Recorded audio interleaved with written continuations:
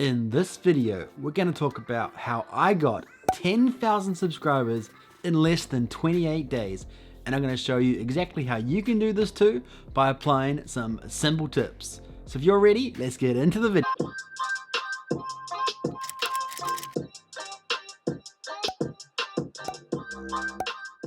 How's it going, guys, and welcome back to the channel.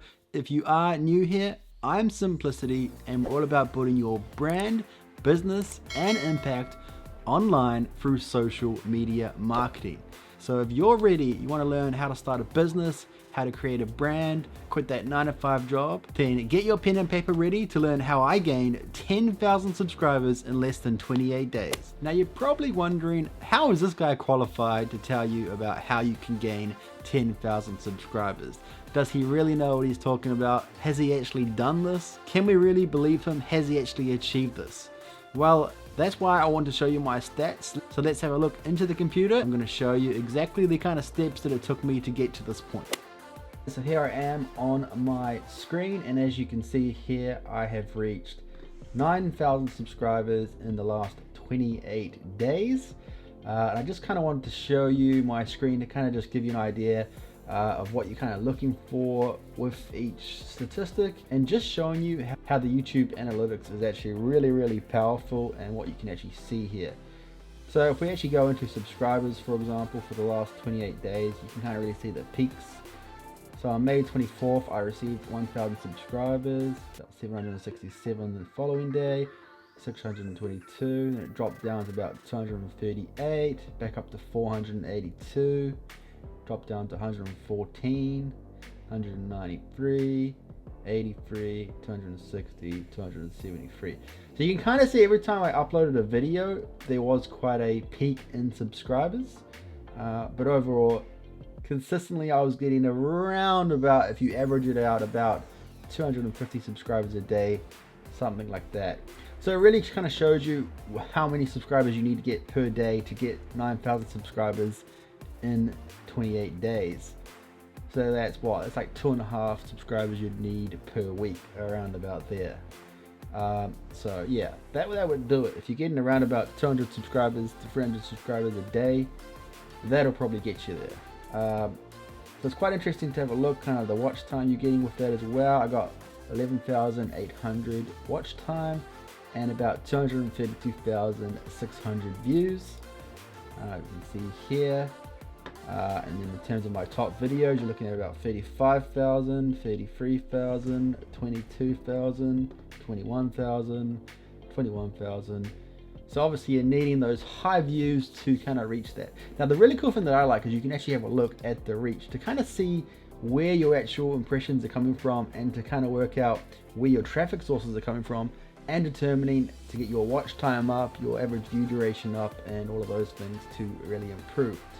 So you can see here the impressions was 1.8 million impressions, and 28.3% came from YouTube. Now the really cool thing here is you can actually go into info and it tells you where those came from.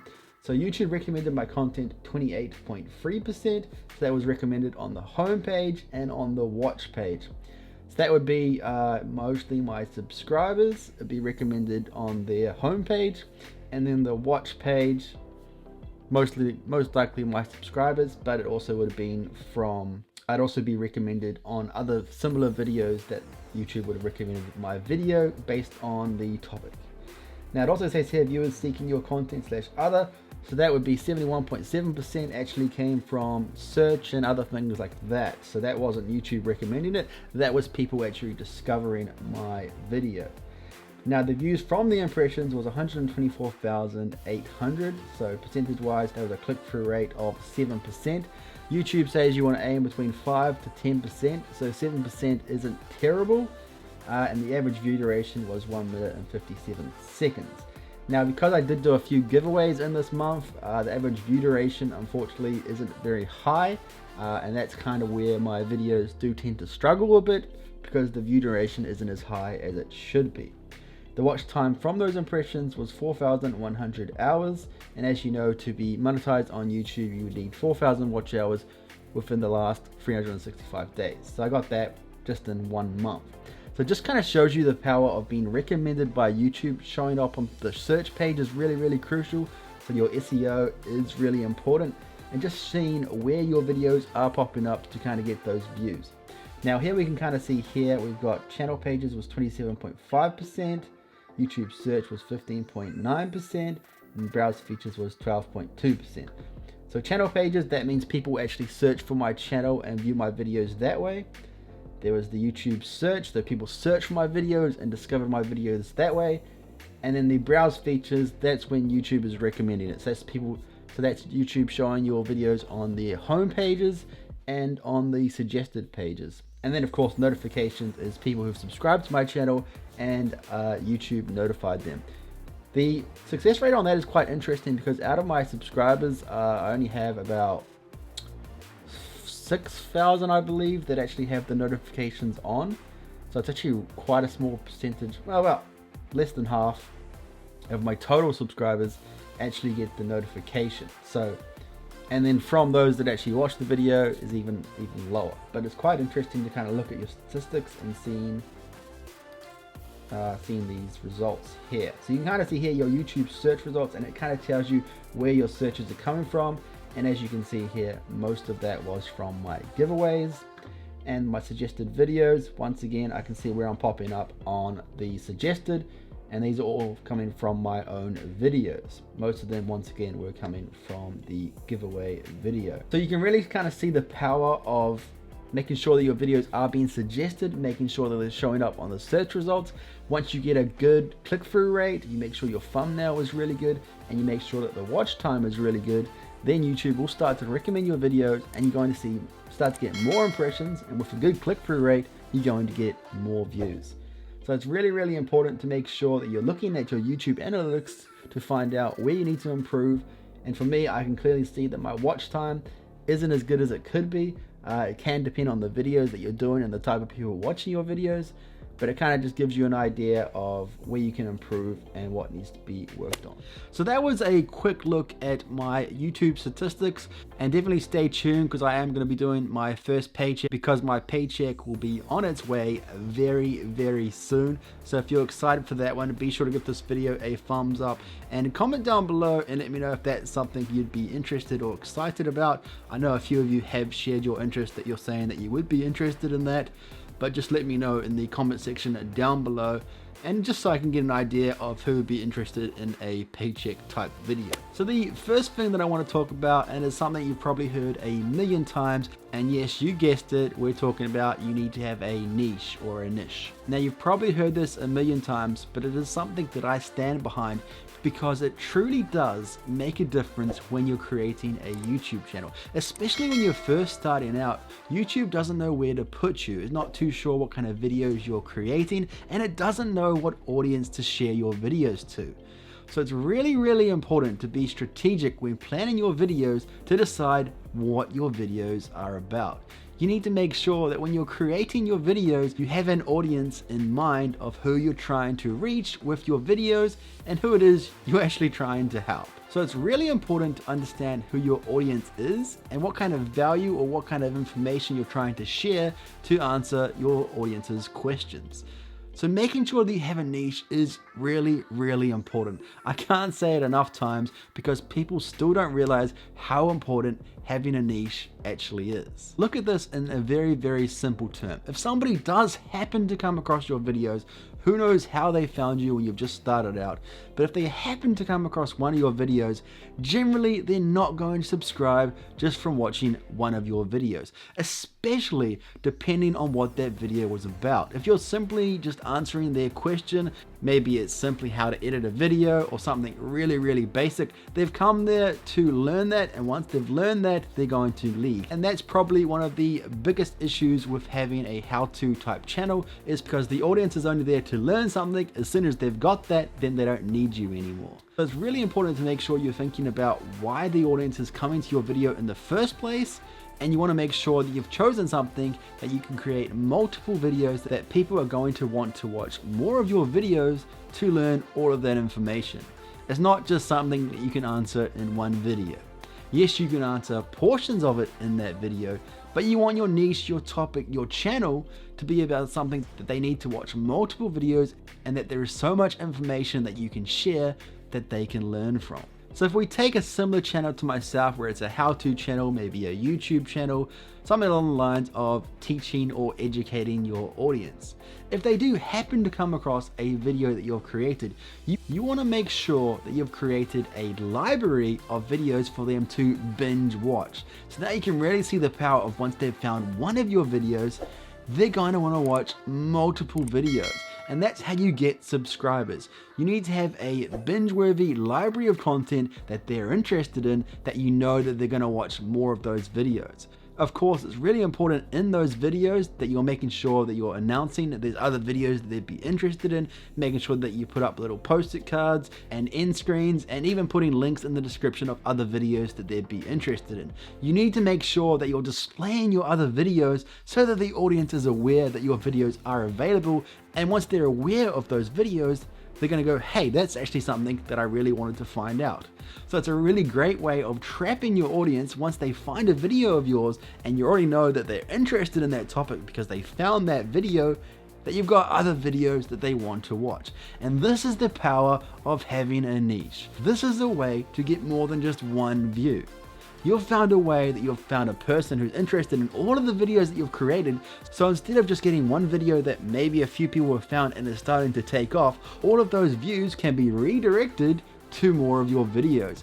And this is where you can really start to see a YouTube channel to start to take off and have exponential growth. This is how you can go from a channel with very few subscribers to a very, very large subscriber count in less than 28 days. By having a niche, by having a binge-worthy content that people are gonna watch 10, 20, even 50 of your videos because they're all related on topics that they're interested in. So the power of a niche can truly be underrated because people don't realize how important having a niche is, having binge-worthy content is to get people to subscribe. Because let's face it, even for myself, when I come across a new content creator, I generally have never, I don't think I have ever subscribed after watching one person's video. Unless maybe it was a comedy type video and I just thought their content was so hilarious, so creative and so funny. Maybe I might have subscribed to them from watching one video. But generally speaking, you need to watch at least 5 to 7 of their videos to decide whether their content is for you. So to get subscribers, you need to have more than one video of content that they're interested in to decide whether they want to subscribe to your channel. You need to show them whether your channel is worthy of them subscribing, whether they want to see more of your videos based on the content that you've already got available. So it's really, really important to have a library of content all based on the same topic so that if you do get a viewer interested in your videos, they're going to watch multiple videos, and if your videos are done correctly, that person is likely to subscribe to your channel because you've created content that gives them value of what they're interested in, and there's no reason that they shouldn't want to subscribe. Now, if we take this step back even further, you're thinking, well, how do I get people to watch that video in the first place? I create videos, I put blood, sweat, and tears into my videos, but nobody seems to find them and nobody seems to watch them. It's really disheartening, Simplicity, when I create a video and I get like 10 views and then people watch it for maybe 20 seconds. Well, here's the thing, guys. Making sure that your thumbnail is clickbait worthy is something that people are going to click on, because the chances are you are getting seen by people, but they're not interested in clicking on the video. Now, there could be multiple reasons as to why they're not clicking on it. Firstly, it could just be that your thumbnail isn't interesting. It's not something that the person wanted to click on. Now, the reason could be that your video is displayed in an area that it shouldn't be. So maybe YouTube or maybe yourself is displaying videos where they shouldn't be. Maybe you're trying to get more impressions by putting videos where they don't belong. If that's something that you're doing, then even if your thumbnail is the best thumbnail in the world, people who aren't interested in that topic aren't going to click on your video. So make sure that you're displaying your videos in the appropriate area so that people will see that thumbnail and be like, hey, that's something that I'm interested in, and they're going to click on it. This is why showing up in search is really, really important. But even further than that, showing up on people's homepages and being suggested by other popular videos is also really important. Now the question is, How do you get your videos to be shown up in search, to be shown up on people's homepages, and to be suggested by YouTube? This all comes down to your click-through rate, this comes down to your watch time, and this comes down to your engagement. So you need to realize that it is highly, highly important that you make sure that your thumbnails are something that's eye-catching and is going to tell someone why they should click on the video. Your thumbnail needs to have something in there that's going to tell them that this is something that they're interested in. It's going to explain to them what the video is about and what it's going to answer. Your thumbnail needs to have something in there that makes someone want to click on it. Whether that might be a really just entertaining picture, or it's got text in there that's just enough to grab someone's attention and make them be like, I want to find out what this video is about. So you can see the power of a thumbnail if it's done correctly, even if it's in a clickbaity way, as long as you're answering the question, as long as your video is actually about that clickbaity thumbnail and that you actually aren't just tricking people and then frustrating them when they find out your video isn't what you promised it to be. Make sure that you're honoring your thumbnail and your video is actually quality and it is going to answer whatever it is that they clicked on the video for. That being said, once you've managed to get someone to click on your video, the next step is your watch time. So you need to make sure that you're creating quality videos and making sure that it's something that's going to be interesting and you're not just blabbering on and not answering their questions. So this can be simple as scripting your videos. This can be the way you're filming your videos, the way you're editing your videos. B-rolls are really important. That's where you have different screens that go over a voice, or you have little pop-ups, different little displays or animations that makes your video entertaining. You need to do whatever it is. So you need to try different things to see what works and what doesn't to get people to watch your videos. The great thing about starting a YouTube channel is because you don't have a following, you can try different things and you can really look at your analytics to see what works. So really just kind of play around, see what you can find that keeps people watching your videos. Because probably one of the most important things is getting someone to click on your video, but is also the watch time. If somebody clicks on your video, but you don't actually answer their question, they will click off probably within the first 30 seconds. So the very first 30 seconds of your video is crucial. You need to explain to them what it is your video is about and how it's going to answer their question. So the intro of your video is crucial. Do everything that you can to make it engaging, to make someone want to keep watching that video, and to tell them here's why they clicked on your video and here's how you're going to help them with their problem or their question. Make sure you're playing around with different editing styles, make sure it's eye-catching, do different scene changes, different editing styles, and definitely have some B-rolls in there to keep it entertaining so that the person doesn't get bored and moves on to another video. Once you've got your video to have a really good thumbnail and you're getting pretty good watch time, you want to aim probably around about 30 to 40% is a really good watch time average that you want to aim for. If you're getting a little bit lower than that, that's okay. But I truly believe around 35 to 45 is pretty reasonable. A lot of people can get higher than that. And of course you want to have a watch time percentage as high as possible, but make sure that you're being realistic about what your goal is in terms of your watch time percentage. A lot of people think that their watch time percentage needs to be a lot higher than it actually is. Yes, if you're in the 10 or 20% range, then you need to do some work and you need to have a look in your YouTube analytics to see when people are dropping off your video and actually determine what it is that you're doing in that moment to get people to click off. You can see if maybe you added an animation and people were like, oh, this is too much, and they clicked off, then you can take away those animations. You can really learn a lot from your YouTube analytics to see where you're going wrong and where you can improve. Once you've got your watch time to a really good percentage and you're finding your click-through rate is really, really good, the next thing that you need to do is to make sure that you're getting good engagement. So this is people engaging with your video, sharing the video, liking the video, and commenting in the video. You need to remind people to do this, to encourage people to do this, and most importantly, replying to your comments and actually getting a conversation going to get the engagement up. And really does come down to the amount of effort that you're willing to put in to communicate with your audience, to one, let them know to comment in your video, and to two, to actually get a conversation going with them to really build up the engagement in your videos. Once the YouTube algorithm starts to pick up that your click-through rate is really, really good, that your watch time hours is really, really good, and that your engagement is high, that is when they're going to start suggesting your videos on people's home pages and on the related section, to where you're going to get more impressions. And because you've already perfected your thumbnails, those impressions should have a really high click-through rate, and therefore you're going to get more and more views. And then of course, because you've got binge-worthy content, those people will be turned into subscribers. And this is where your channel is really going to start to take off, to where you could be getting 10,000 subscribers in a single month. And this is all done by making sure that you're following all of these rules that we've talked about to make your videos be seen by the YouTube algorithm and to be suggested by YouTube. So that's your click-through rate. Your thumbnails are really, really important.